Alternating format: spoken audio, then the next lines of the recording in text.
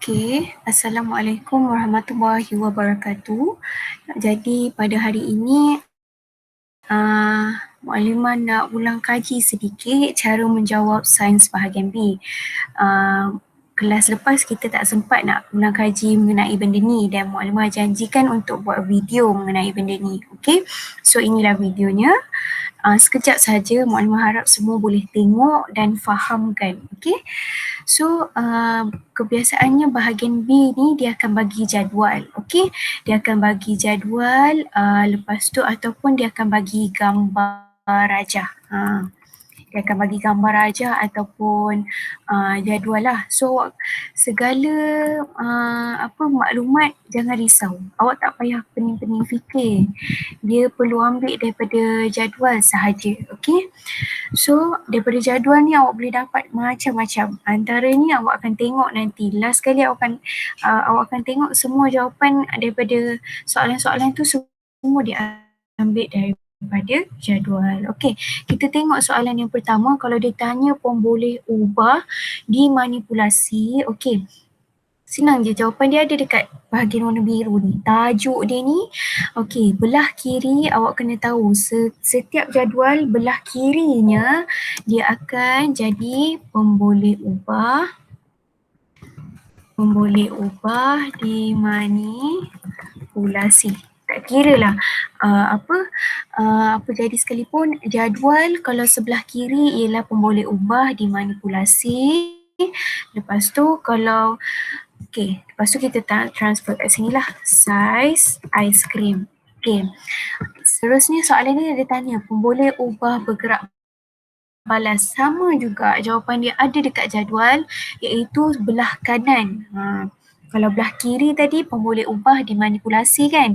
Okey, kalau belah kanan ialah pemboleh ubah bergerak balas. So awak kena ingatlah formula tu. Okey, masa yang diambil untuk cair ni ialah pemboleh ubah bergerak balas. So awak tulislah dekat situ masa yang diambil untuk cair. Okey, ingat pemboleh ubah dimalarkan ni adalah benda yang daripada awal penyiasatan sampai habis penyiasatan dia sama. Dia sama. Contohnya jenis aiskrim tu. Contohlah dia pakai aiskrim cornetto. So daripada awal sampai akhir dia pakai aiskrim cornetto. So kita bolehlah kategorikan dia sebagai pemboleh ubah dimalarkan. Dia sama je daripada awal sampai habis. Okey. Soalan seterusnya dia tanya tujuan penyiasatan. Macam mana nak jawab tujuan penyiasatan ni? Ada juga jawapan dia dekat jadual ni, cuma awak kena ingat ayat pemula dia ialah, awak kena ingat ayat ni je. Untuk mengkaji hubungan antara, ini awak kena ingat. Lepas tu jawapan selepas ni akan ada ke atas. Untuk mengkaji hubungan antara, ambil balik pemboleh ubah dimanipulasi iaitu saiz aiskrim dan ambil balik pemboleh ubah bergerak balas masa yang diambil untuk cair. Nampak tak pemboleh ubah dimanipulasi kita letak balik dekat hipotesis.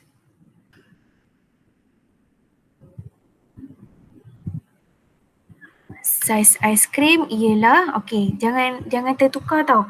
Untuk mengkaji hubungan di antara saiz aiskrim, ambil balik pemboleh ubah dimanipulasi dan masa yang diambil untuk cair.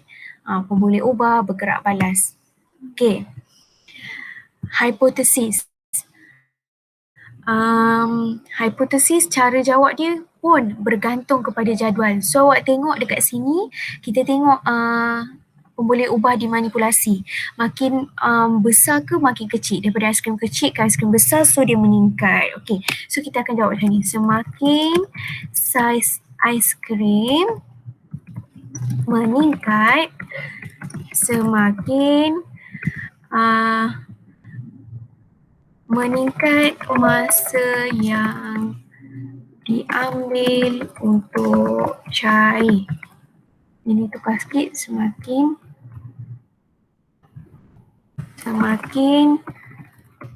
meningkat saiz aiskrim. Nampak tak? Dia akan ambil balik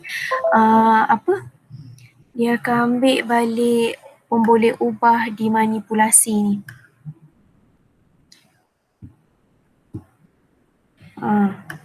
Cuma dia tambah meningkat atau menurun saja. So awak kena tengoklah. Kalau saiz aiskrim ni meningkat, okey, daripada kecil ke besar, so dia meningkat. Kalau contoh dia bagi aiskrim besar dulu baru aiskrim kecil, awak boleh cakap macam ni. Semakin menurun saiz aiskrim, semakin menurun masa yang diambil untuk cair. Ni awak kena tengok ni 10 ke 15 meningkat. Kalau aiskrim besar dulu ke atas, dia jadi menurun. Itu cara untuk menjawab hipotesis ataupun corak perubahan. Awak kena corak perubahan pun kalau dia minta corak perubahan, awak ni je. Sama je macam hipotesis. Okay. Next, pemerhatian. Pemerhatian ni apa yang awak nampak?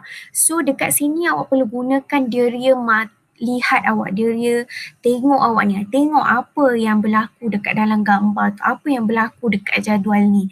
Okay, so pemerhatian yang awak Lima boleh nampak dekat jadual ni, aiskrim kecil memerlukan masa yang pendek berbanding aiskrim besar. So awak kena buat perbandingan tau kat sini Okay. Aiskrim memerlukan masa yang pendek berbanding aiskrim besar. So dia perbandingan. Okay. Inference. Kenapa? Kenapa awak nampak aiskrim kecil memerlukan masa yang pendek berbanding aiskrim besar? Sebab saiz aiskrim berbeza. Ataupun kalau awak nampak macam ni, contoh kalau ada setengah orang nampak masa yang diambil untuk cair bagi kedua aiskrim adalah berbeza. Jadi awak boleh cakaplah inference ni kenapa? Sebab saiz aiskrim berbeza. Itu sahaja. Pemboleh ubah dimanipulasi dan pemboleh ubah bergerak balas awak boleh ambil dekat dalam jadual, dekat tajuk ni sama. Kiri pemboleh ubah dimanipulasi, kanan pemboleh ubah bergerak balas. Pemboleh ubah dimalarkan awak kena cari yang sama. Kadang-kadang dalam statement soalan itu dia bagi tahu digunakan aiskrim yang sama, digunakan pen yang sama. So awak boleh detect dekat situ. Oh, yang sama dekat sini pen, yang sama kat sini aiskrim. So tujuan penyiasatan pun kita gabungkan juga manipulasi dengan bergerak balas, yang mana untuk mengkaji hubungan antara ni awak kena ingat, untuk mengkaji hubungan antara pemboleh ubah dimanipulasi saiz aiskrim dan pemboleh ubah bergerak balas masa yang diambil untuk cair. Hipotesis pun kita gunakan juga lagi sekali manipulasi dan bergerak balas. Semakin meningkat ataupun menurun saiz aiskrim, semakin meningkat ataupun menurun masa yang diambil untuk cair. Meningkat menurun tu awak boleh tengok daripada jadual ni. Okay? Pemerhatian. Apa yang awak nampak dalam jadual, apa yang awak nampak dalam gambar rajah. Contohnya awak nampak pokok itu mati. So awak tulis je pokok itu mati. Lepas tu dia akan tanya pula inference kenapa pokok itu mati. Sebab dia kurang dapat air ataupun kurang dapat matahari.